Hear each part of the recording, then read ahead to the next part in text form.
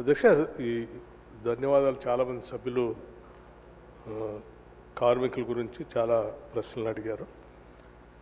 Super speciality హాస్పిటల్కి సంబంధించి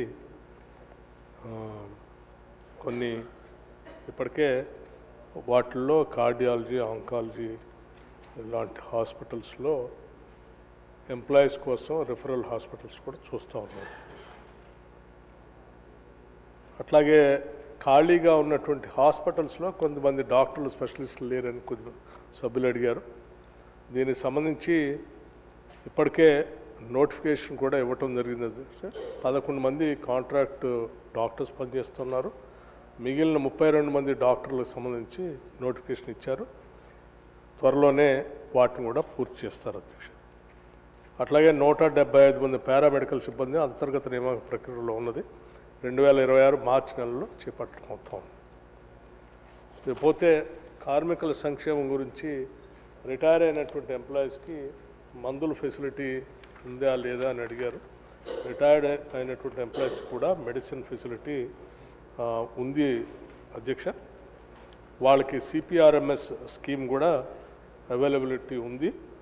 retire అయినటువంటి ఎంప్లాయీస్ కూడా 8 లక్షల వరకు ఆల్రెడీ వాళ్ళకి ఆ మందులు అవైల్ చేసుకోవడానికి అవకాశం ఉంది. అట్లాగే మిగతా టెర్మినల్ బెనిఫిట్స్ కూడా అన్నీ వాళ్ళు చేయటం జరిగింది అధ్యక్ష.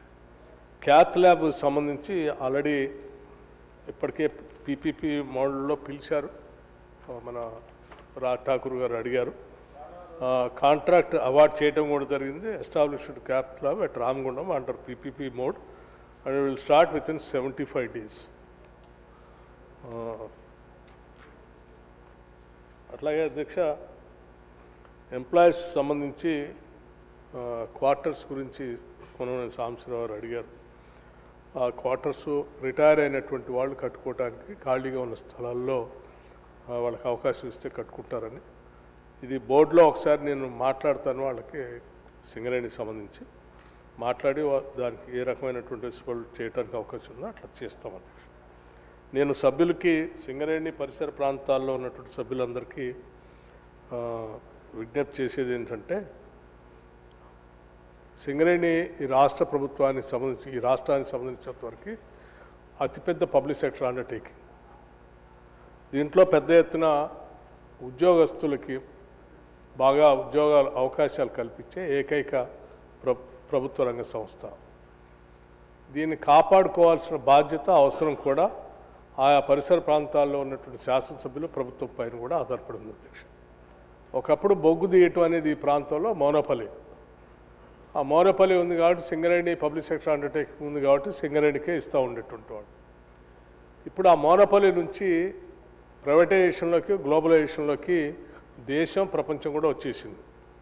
గవర్నమెంట్ ఆఫ్ ఇండియా సింగరేణికి ఆయా పరిసర ప్రాంతాల్లో మన రాష్ట్రంలో ఉన్నటువంటి బొగ్గుబాయిలన్నీ కేటాయించాల్సింది పోయి ఇప్పుడు ఆక్షన్ చేస్తూ ఉన్నాం.